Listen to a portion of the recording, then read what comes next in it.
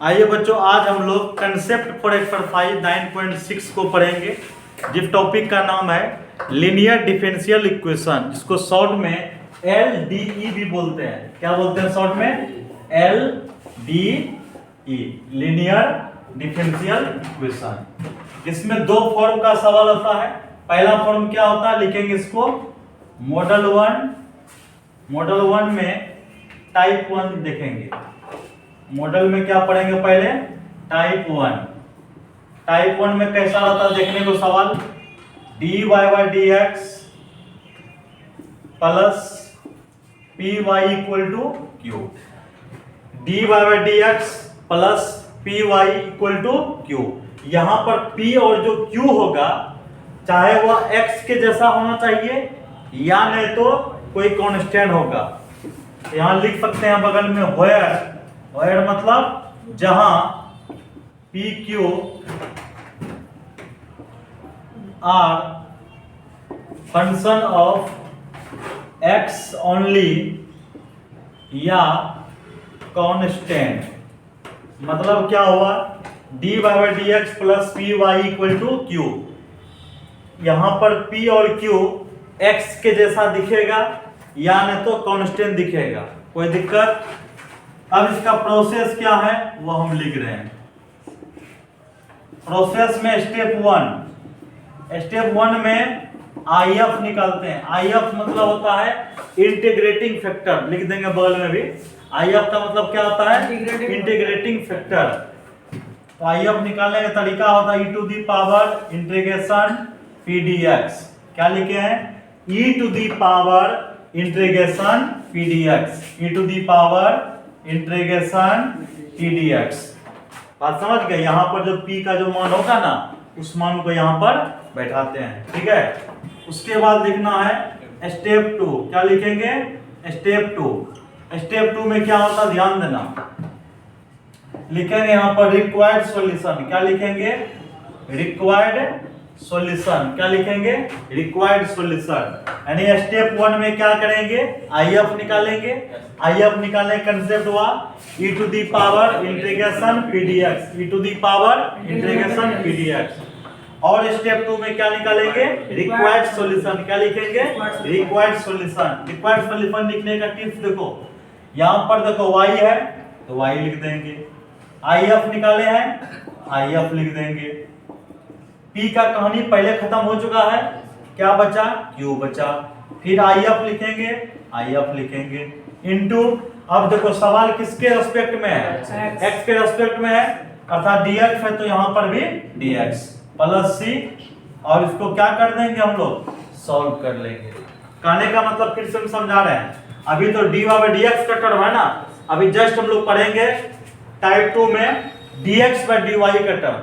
तो पहले dy/dx समझोगे तब ना, तो dy/dx plus py equal to q। इसी टाइप का जो फॉर्म जो रहेगा वो कौन सा फॉर्म बनेगा? Linear differential equation. Linear differential equation का मतलब होता है रैखिक अवकल समीकरण। इसी को बोलते हैं LDE, लीनियर डिफरेंशियल इक्वेशन। तो लीनियर डिफरेंशियल इक्वेशन से मुख्य रूप से क्या हुआ टाइप 1 में? dy/dx plus py equal to q। इसको याद रखो तब समझ में आएगा। p और q जो है वो कैसा फंक्शन रहेगा? x का फंक्शन रहेगा या नहीं तो कांस्टेंट रहेगा। ध्यान रखना, यहाँ पर तीर का निशान इसी तरफ लगाना, यानी जो यहाँ दिखेगा वही यहाँ पर होना चाहिए, और ये दोनों का एक जात का होना चाहिए, ठीक है ना। इसी तरफ तीर लगा देना, समझ में आएगा। तो सबसे पहले हम लोग क्या निकालेंगे? IF निकालेंगे। IF का मतलब क्या होता है? Integrating factor. तो इंटीग्रेटिंग फैक्टर कैसे निकालेंगे? e⁻ integration pdx। समझ में आ गया? यहाँ पर IF का मतलब हम लिख देते हैं, IF का मतलब होता है इंटीग्रेटिंग फैक्टर। इंटीग्रेटिंग फैक्टर का हिंदी होता है, कोई बच्चा बोलो? अवकलज नहीं रे, समाकलनीय गुणांक। समाकलनीय गुणांक, समझ गया ना?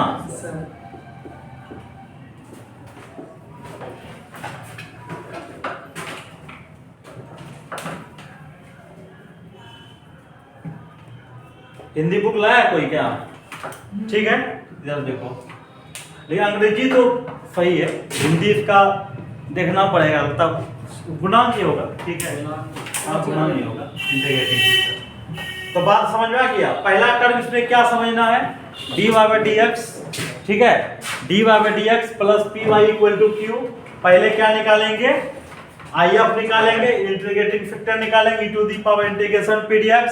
उसके बाद क्या लिखेंगे, रिक्वायर्ड सॉल्यूशन लिखेंगे, और y into if into integration of q into if into dx plus c solve करेंगे, आंसर निकल जाएगा।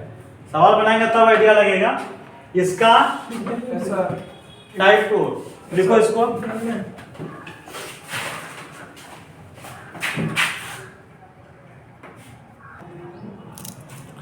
आइए बच्चा, अब मॉडल 2 को देखते हैं, अर्थात टाइप 2 को देखते हैं।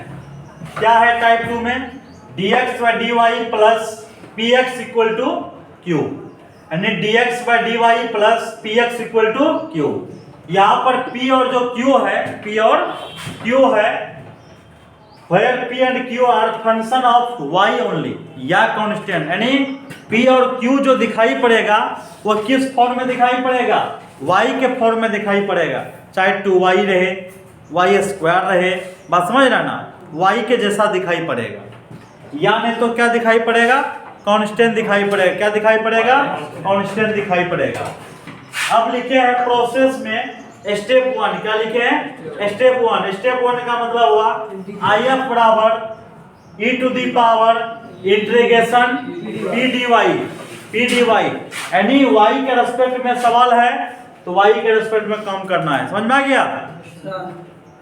स्टेप 2 रिक्वायर्ड सॉल्यूशन, क्या लिखे हैं, required solution x into if, x into if बराबर q इंटू क्या है, if, q इंटू क्या है, if इंटू क्या है, dy प्लस c।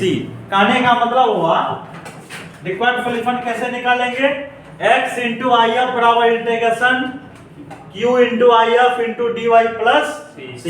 यानी वहां पर y के x के रेस्पेक्ट में था पहला टाइप, अब किसके रेस्पेक्ट में है, y के रेस्पेक्ट में। वहां पर तो y था, यहाँ पर क्या है, तो बात समझ में आया कि नहीं आया। अब हम लोग सवाल बनाएंगे।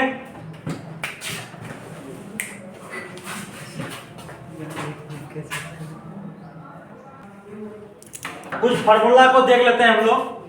e to the power log x रहे तो क्या होगा, e to the power minus log x रहे, नहीं e to the power minus log x रहे, वो 1/x होता है। e to the power log और आम भी रहेगा ना, तो आम को उतार देना। बात समझ गया, ये इंपॉर्टेंट है फॉर्मूला, काम देगा। अब मान लो चौथा नंबर पॉइंट में लिखते हैं e to the power log sin x आ जाए तो क्या उतारेंगे, मान लेते हैं e to the power minus log sin x आ जाए, 1 बाय sin x हो जाएगा, अर्थात कोसेक x। तो कोई दिक्कत, ये सब टर्म है फॉर्मूला। आम है, आम रहेगा क्या। देखो बच्चा, एक्सरसाइज 9.6 का 2 नंबर का सवाल, 1 नंबर का सवाल बाद में पढ़ना, काफी लंबा सवाल है वो, इसीलिए इसको पहले देख लो, क्योंकि आसान से मुश्किल की ओर चलना चाहिए। बात समझ गया, पेडागोजी का कंसेप्ट यही है। dy by dx plus py equal to q, दिमाग कम क्या, dy by dx plus py equal to p का मान बोलो, y कैसे बोलना है क्या, dy by dx plus py equal to q, तो p के जगह पर क्या है, ध्यान दो, अगर सिर्फ y भी रहता तो भी क्या होता, 1 लेते, नहीं कुछ तो 1। अगर माइनस y रहता तो समझ में आ रहा है ना, तो कपार फोड़ देंगे। p बराबर हुआ 3, q बराबर क्या होगा भैया, ठीक है। इसीलिए if का फार्मूला बोलो, if का मतलब क्या होता है, integrating factor, e to the power integration p dx, e to the power integration 3 into e to the power 3 को बाहर करेंगे into dx अर्थात e to the power 3x। कोई दिक्कत? यानी कहने का मतलब आई अब का मान निकल गया। क्या लिखते हैं इसके बाद? Required solution. रिक्वायर्ड सॉल्यूशन का कांसेप्ट क्या होता है? y into q into plus very good. आई अब का नाम बोलो, क्यू का नाम बोलो, इंटू प्लस भारी है हल्का है तब e to the power minus क्या है? यहाँ पर तो जुटेगा तो x होगा पावर में। क्या बात है, मुश्किल है क्या? यहाँ ने समझा तो किस्मतें खराब है पगला। e to the power 3x, देखो e to the power x का integration e to the power x plus अब y बराबर अगर तुम चकाचक लिखना चाहोगे तो ऐसे भी लिख सकते हो e to the power x by e to the power 3x plus c by e to the power 3x। अगला स्टेप y बराबर क्या होगा? यहाँ एक को x है, यहाँ दो तीन को x है, तीन को x घटेगा ना रे, तो e to the power minus क्या हो जाएगा? यहाँ पर माइनस 3x और ये बोले तो आंसर। कोई दिक्कत?